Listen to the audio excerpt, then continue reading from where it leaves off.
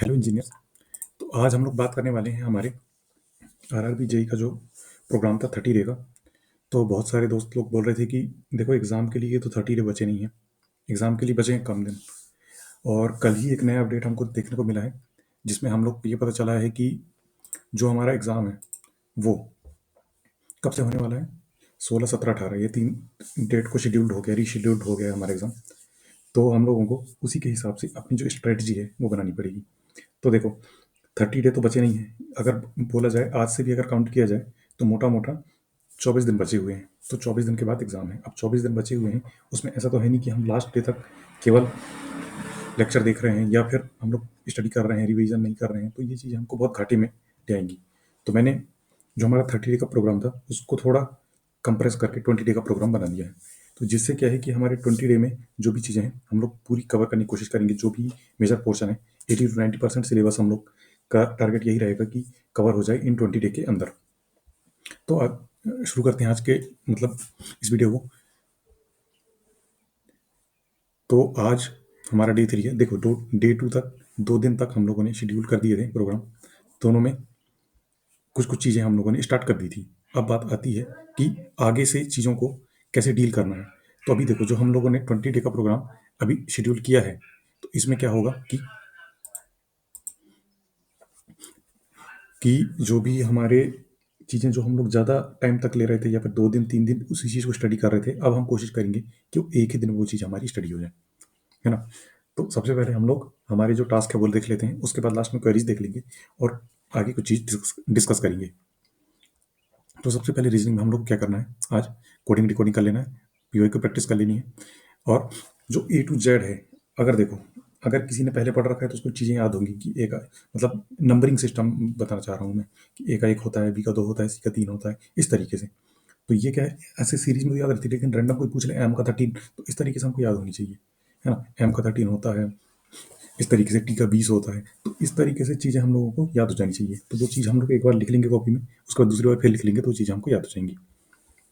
बहुत ही easy chapter है coding decoding, कल भी हमने पढ़ा था। लेकिन लेकिन क्या है कि कुछ क्वेश्चन बच जाते हैं, तो वो क्वेश्चन हम लोग आज प्रैक्टिस करेंगे, जिससे क्या है कि हमारा पूरा 100% ही कवर हो जाएगा कोडिंग डिकोडिंग। इसके बाद फिर जो सेकंड सब्जेक्ट है हमारा वो है जियोग्राफी। तो जियोग्राफी में हम लोग क्या करना है कि अवर प्लानट अर्थ ये हम लोग को कर लेना है। उसके बाद फिर पीवाई क्यूज के लगा लेने हैं। और फिर अगर शॉर्ट नोट्स बनाना है तो शॉर्ट नोट्स बना लेंगे, नहीं तो फुल नोट्स को ही रीड कर लो। कोई शॉर्ट नोट्स की नीड मेरे को उतनी ज़्यादा लग नहीं रही है, क्योंकि जो फुल नोट्स हैं उसी में सारी चीज़ें कवर हो जा रही हैं।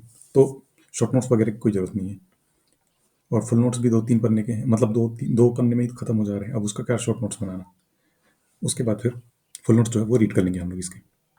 उसके बाद फिर जीके में जो हिस्ट्री है, इसमें हम लोग क्या करना है, तो इसमें सबसे पहले हम लोगों को क्या करना है कि महाजनपद एंड मगध एम्पायर काफ़ी इंपॉर्टेंट चैप्टर पड़ जाता है।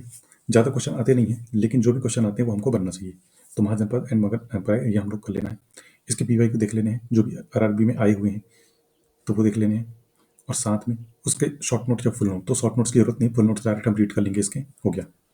उसके बाद फिर साइंस में हम लोग जो पढ़ रहे थे बायो में सेल पढ़ रहे थे। अब सेल के आगे हम लोग को जाना है जेनेटिक्स एंड एवोल्यूशन।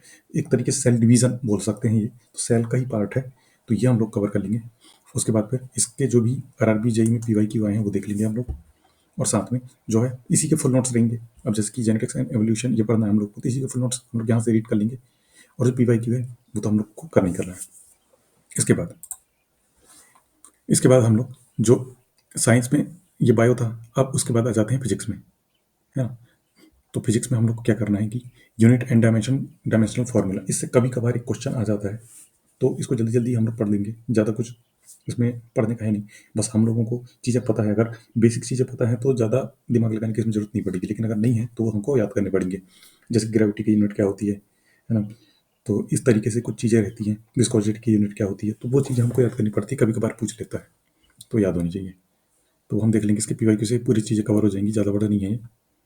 उसके बाद आते हैं हम लोग का जो मेजर पोर्शन है मैथ। इसमें बहुत ज़्यादा एफर्ट लग रहे हैं, बहुत ज़्यादा नंबर लाने के लिए। क्योंकि बाकी चीज़ों में क्या है, कम एफर्ट में भी नंबर लाए जा सकते हैं, लेकिन मैथ्स में क्या है कि इसमें काफ़ी ज़्यादा एफर्ट लगाना पड़ेगा, बहुत सारी चीज़ें याद भी करनी पड़ सकती हैं। तो अब हम इसको देखते हैं। तो मैथ्स में हम लोग क्या करना है, प्रॉफिट एंड लॉस। देखो परसेंटेज हम लोगों ने खत्म कर दिया, परसेंटेज से ही रिलेटेड एक चैप्टर है प्रॉफिट एंड लॉस, तो ये हम लोग कवर कर लेंगे। इसके हम लोग को PYQ लगा लेने हैं, और प्लस साथ में जो भी इसकी टेस्ट मतलब कि जो भी बनाना है वो हम लोग क्वेश्चन वगैरह बना लेंगे। अब आते हैं आगे। तो देखो, इसके बाद मैंने कल बोला था कि एक हम लोग FLT1 शेड्यूल कर देंगे, जिससे क्या है कि जो चीज़ें हैं साथ साथ में रिवाइज भी होती जाएंगी और कवर भी होती जाएंगी, है ना।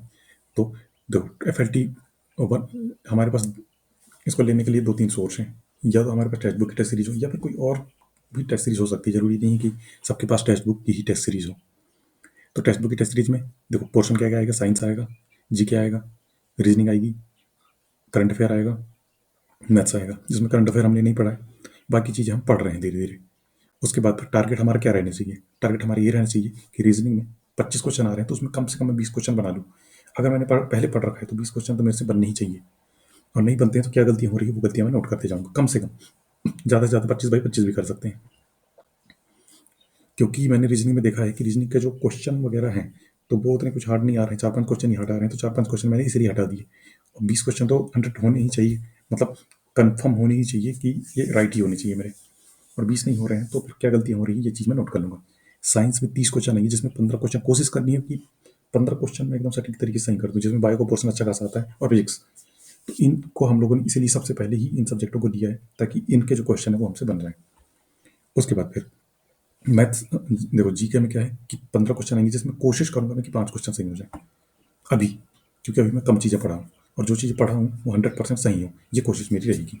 उसके बाद मैथ्स में क्या है कि 30 नंबर का मैथ्स आना है। 30 में से कोशिश मेरी ये रहेगी कि 5 से 10 क्वेश्चन मेरे अभी के फेज में सही हो जाए, जिसके परसेंटेज वाला मैंने पढ़ लिया। अगर 2 क्वेश्चन आते हैं परसेंटेज के तो वो सही होनी चाहिए। इस तरीके से कोशिश ये रहेगी कि 5 से 10 क्वेश्चन ओवरऑल सही हो जाए। अभी हो गया, अभी कम से कम 5 क्वेश्चन, ज़्यादा से ज़्यादा 10 क्वेश्चन। देखो 10 क्वेश्चन के लिए अभी तो हमने पढ़ा लिए, तो 5 क्वेश्चन ही सही हो जाए वही बहुत बड़ी बात हो जाती है। तो अगर ओवरऑल इन सब का अगर मैं एवरेज लेता हूँ तो 50 से 60 नंबर का बन जाता है, अगर मैं इस तरीके से करता हूँ चीज़ों को। तो इसीलिए क्या है कि कोई भी एग्जाम निकालने के लिए क्या है, अच्छी स्ट्रेटजी बहुत ज़्यादा जरूरी है। अगर अच्छी स्ट्रेटजी नहीं रही तो फिर वो एग्जाम कितना भी बनता हो नहीं निकल नहीं पाता है। अब जैसे कि देखो, केवल हम लोगों ने सिंपल सिंपल चीज़ें ही ली और हमारे 50 से 60 नंबर यहीं से कवर हो जा रहा है। थोड़ा बहुत और हम लोग अपना जो है एफर्ट बढ़ाएंगे, जैसे कि साइंस में 15 में से 20 क्वेश्चन भी अगर हम लोग कर ले रहे हैं, GK में 5-7-8 क्वेश्चन भी कर ले रहे हैं, मैथ्स में जो ये 5-10 क्वेश्चन है इसकी जगह 20 क्वेश्चन भी हम लोग कर ले रहे हैं, तो हमारा स्कोर अच्छा खासा 70-80 नंबर आराम से पहुंच जाएगा। और वही हम लोग को चाहिए, क्योंकि ये स्क्रीनिंग टेस्ट है, इसमें इसके कोई नंबर ऐड नहीं होने वाले हैं। तो इसलिए क्या है कि कितने भी नंबर आ जाएं इसका कोई फायदा नहीं होगा हमको। हमको फायदा केवल तभी होगा जब हम लोग कट ऑफ से पार हो जाएंगे, बस हो गया। तो उसके लिए क्या है, इस तरीके से एक प्रॉपर स्ट्रेटजी बना के एफर्ट लगाना पड़ेगा कि मुझे कम से कम इतने नंबर तो इसमें चाहिए ही चाहिए किसी भी हालत में। बस ये सोच के हमको टेस्ट देना है और ये सोच के ही हमको प्रिपरेशन करना है, तो 100% हमारा स्कोर इंप्रूव होगा ही होगा। उसके बाद आ जाते हैं क्वेरीज के ऊपर। देखो सबसे पहले क्वेरीज जो है हम लोगों को क्या है कि how to start fresh SSC JEE और RRB JEE, है ना। और एक क्वेश्चन ये था कि how to start fresh for UPPSC AE। अब देखो, SSC JEE जो हो गया और RRB JEE हो गया, दोनों बिल्कुल डिफरेंट थिंग है ना।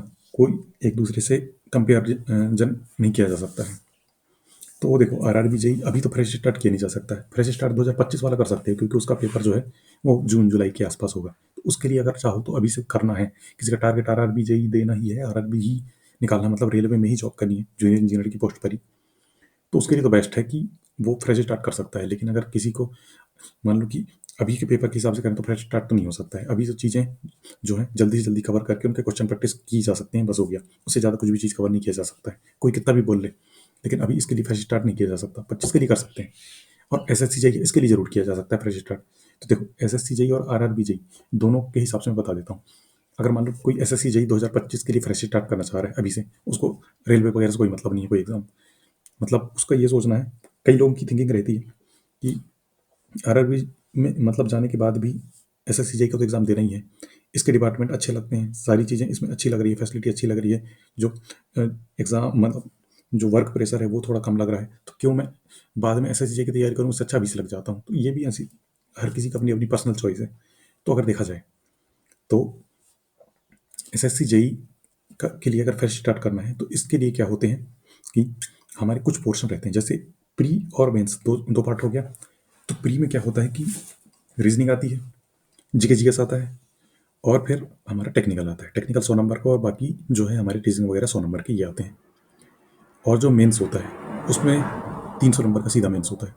500 का ही ओवरऑल बन गया, जिसमें कट ऑफ अगर बोला जाए, है ना, अगर पेपर ईजी रहा, जैसे इस साल था, पिछले साल था, तो आगे भी ईजी ही आएगा, कोई हार्ड आने के चांसेस नहीं है, एकदम डायरेक्ट ऐसे समझ में आ जाता है। तो अगर कट ऑफ की बात की जाए, CPWD अगर हमको चाहिए, तो उसके लिए हम लोगों को 350 नंबर कम से कम लाने पड़ेंगे, जो प्री प्लस में मिला के। अब 350 नंबर कैसे आएंगे? हमारी कोशिश ये रहेगी कि प्री में ही मैक्सिमम से मैक्सिमम स्कोर किया जा सके, क्योंकि मेंस में ऐसा होता है, अभी देख लो, इस पेपर में 30 क्वेश्चन, मतलब 20 से 30 क्वेश्चन, मतलब 20 से 30 नंबर का फर्क आ रहा है, ये बोला जा सकता है। 20 से 30 नंबर का फर्क आ रहा है, इतने ज़्यादा क्वेश्चन रॉन्ग आंसर वाले हैं, हो गए हैं। तो अगर हम लोग प्री में ही अच्छा खासा स्कोर कर लेंगे, तो हमको मेंस में एफर्ट तो लगाने हैं ही, जितना मैक्सिमम खींच सकेंगे उतना खींचेंगे, लेकिन एक बोनस में रहेंगे हम लोग। जैसे कि कट ऑफ इस बार 120-25 जितना भी गया था, तो अगर हम लोग प्री में ही कोशिश करें कि 150 के ऊपर नंबर ले आएं, तो वो हमारे लिए बहुत बेनिफिशियल होगा। तो कोशिश ये रहेगी कि हमारी 150 नंबर कम से कम तो आनी ही चाहिए SSCJ में, और ये कोई बड़ी बात नहीं है, आसानी से लाए जा सकते हैं। अब देखो कैसे लाए जा सकते हैं।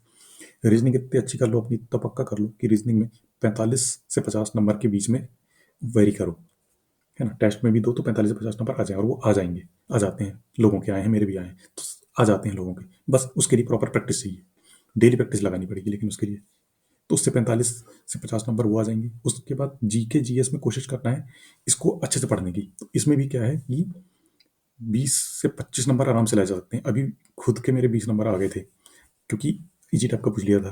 तो ये चीज़ें रहती हैं, लक बाई चांस भी रहता है, कई चीज़ें कभी कभार इजी पूछ लेता है, कभी कभार हार्ड पूछ लेता है, लेकिन इतना भी हार्ड नहीं पूछता है वो। 20-25 नंबर ले ही आते हैं लोग। तो कोशिश ये करो कि इसमें कम से कम 25 नंबर, 20-25 नंबर जो है रेंज इसमें वेरी करे। तो अगर मैं एक मिनिमम स्कोर लेता हूँ, जैसे उसके 45 नंबर ये लेता हूँ, इसके 20 नंबर ये लेता हूँ, तो कितने हो गए हमारे? 65 नंबर हो गए, है ना। उसके बाद टेक्निकल इतनी प्रैक्टिस करनी है मेरे को टेक्निकल में, कि मेरे टेक्निकल में कम से कम 70 से 80% जो है वो आनी चाहिए नंबर, तब जाके गेम है। अगर मैं सोचूं कि नहीं टेक्निकल में 50% लाऊं और इधर इतने नंबर ले आऊं, तो क्या है कि मैं एक कन्फ्यूजन में फंस जाऊंगा। 115 आ रहे हैं, 120 आ रहे हैं, तो बस मेरे दिमाग में ये चलेगा, अरे यार नॉर्मलाइज में 5 बढ़ गया तो मेरा कट ऑफ निकल जाएगा, नॉर्मलाइज में 5 कम हो गए तो मेरा कट ऑफ क्लियर नहीं हो पाएगा, मैं 5 नंबर से रह जाऊंगा, तो फिर ये हो जाएगा। तो ये चीज़ बिल्कुल नहीं सोचनी है ना। इस चीज़ों से निकलने के लिए हमको क्या है कि PYQ वगैरह जो है, मतलब टेक्निकल की इतनी प्रैक्टिस करनी है कि 70 से 80% नंबर मेरे आनी चाहिए। अगर मान लो 70 नंबर भी उसमें आते हैं, है ना, और इसमें इतने आ जाते हैं, तो 150 नंबर आराम से हो जाएंगे किसी भी हालत में। जोड़ दो, 60 ये 65 ये हो गए, 70 वो हो गए, तो मतलब 135 ही हुई है। तो पर कुल मिला के बता रहा हूँ कि मिनिमम इतने नंबर तो आ ही जाएंगे, और ऊपर जो भी है कम से कम ये बता रहे हैं, एफर्ट हमको 80% का लगाना है। अगर 80% हमारे सही हो गए उसमें, तो हमारे तो वैसे भी 150 से ऊपर नंबर चले जाएंगे, और लोगों के होते हैं, लोग लाते हैं। और ध्यान रखो, जो भी पोस्ट आएगी, अभी जैसे कि पोस्ट आई 1700 पोस्ट, तो 1700 पोस्ट में पूरी पोस्ट हमारी थोड़ी ना थी, और उसमें भी अगर कैटेगरी वाइज देखा जाए तो बहुत कम पोस्ट बच जाती है, 200 500 इस टाइप की पोस्ट बच जाती है। उन पोस्ट को लाने के लिए टॉप 200 में आना पड़ेगा। टॉप 200 में वही बंदा आएगा जिसने अच्छा खासा स्कोर किया है। कट ऑफ से भले ही लोग निकालते हैं, जस्ट कट ऑफ पार करके अगर मेंस में कोई 200 नंबर ले आए तो इक्का दुक्का लोग ही होते हैं, लेकिन ज़्यादातर लोग जो एग्जाम निकालने वाले रहते हैं वो वही लोग रहते हैं जिनके जो नंबर हैं प्रीमियम भी अच्छे खासे हैं, 150 160 के आसपास हैं, और मेंस में भी 200 प्लस नंबर जो मार रहे हैं, तो उन्हीं का गेम रहता है। तो हमको अगर रेस में आना है, तो हम लोग को इस तरीके से एकदम टारगेट बना के चलना पड़ेगा, तो हमारा काम हो जाएगा। तो इस तरीके से फ्रेश स्टार्ट किया जा सकता है। उसके लिए डेली रीजनिंग की प्रैक्टिस करनी पड़ेगी, GK GS डेली पढ़ना पड़ेगा, प्लस टेक्निकल डेली पढ़ो, और PYQ 100% लगानी है। PYQ रट जानी चाहिए, क्योंकि PYQ से 15-20 क्वेश्चन भी आते हैं, तो मेरा टाइम कितना बचा लेते हैं ये देख लो, क्योंकि टाइम बिल्कुल भी नहीं है उसमें। 2 घंटे में 200 क्वेश्चन करना है, जितने घंटे नहीं है हमारे पास उससे ज़्यादा क्वेश्चन है। 120 मिनट में 200 क्वेश्चन करने हैं, तो पर मिनट 1 क्वेश्चन के लिए भी नहीं है हमारे पास में।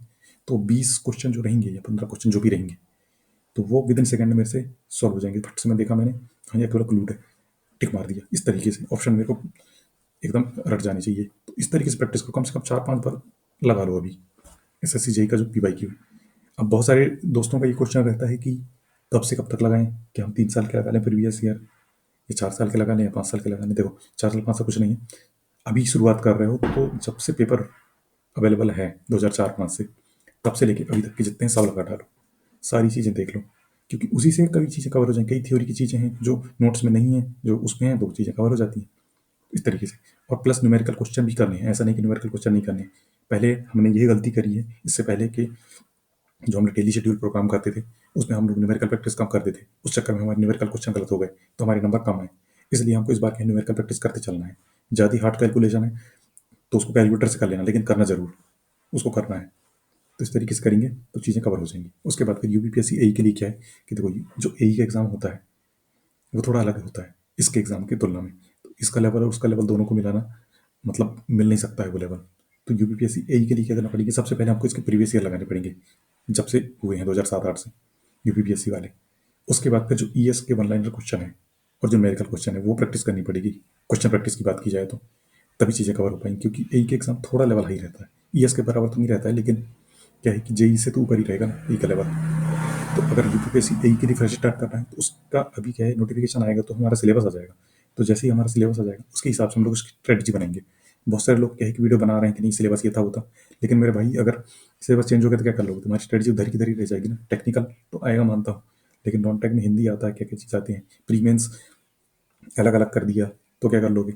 अभी तो ये एग्जाम हो रहा था, कभी भी कुछ भी हो सकता है चेंज, इसलिए क्या है थोड़ा वेट कर लो, कुछ 10-15 दिन 20 दिन बचे हैं।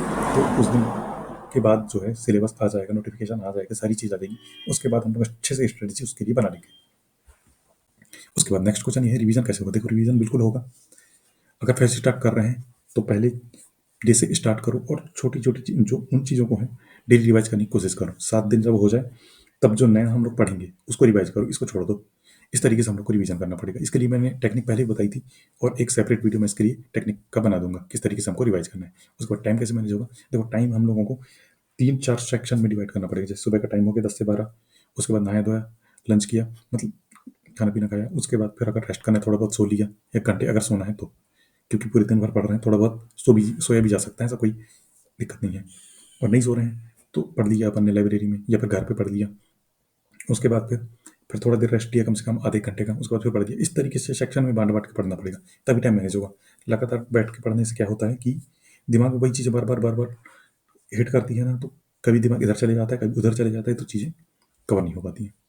उसके बाद फिर एजे का लेवल क्या होता है ये तो मैंने कवर कर दिया। पीवाईक्यू से कितनी मदद मिलेगी, 15 से 20 नंबर का 100% मिलेगा मदद, जो रिपीटेड होते हैं, और हमारा टाइम भी बचेगा। तो टाइम भी बचेगा प्लस नंबर भी मिलेगा, तो हमारी मदद ही हो रही है पीवाईक्यू में एक तरीके से। उसके बाद टेस्ट कवर कितना देना चाहिए। देखो जब सिलेबस हमारा 40 to 50% कवर हो जाए तब से टेस्ट दे देना चाहिए। और सब्जेक्ट वाइज तो जैसे हमारा सब्जेक्ट खत्म होता है उसके बाद देना चालू कर देना चाहिए, है ना। 20 दिन में क्या क्या कवर होगा, तो 20 दिन के लिए मैंने एक शेड्यूल बनाया था। देखो जीके में हम लोग हिस्ट्री जियोग्राफी पॉलिटी ये कर लेंगे, बायोफिजिक्स मतलब जीएस में बायोफिजिक्स केमिस्ट्री ये कर लेंगे, रीजनिंग में जो रीजनिंग के जो चैप्टर से आरआरबी में क्वेश्चन आते हैं वो हम लोग कवर कर लेंगे, और मैथ्स में भी। तो एक तरीके से बोला जाए तो 80%, 80 to 90% सिलेबस कवर करने की हम लोग 100% कोशिश करेंगे इन 20 दिनों में। बस साथ में जुड़े रहना, क्योंकि मैंने बहुत ही अच्छे शेड्यूल बनाया है। 100% इसमें नंबर आने तय ही है, नंबर कटने की कोई चांसेस नहीं है।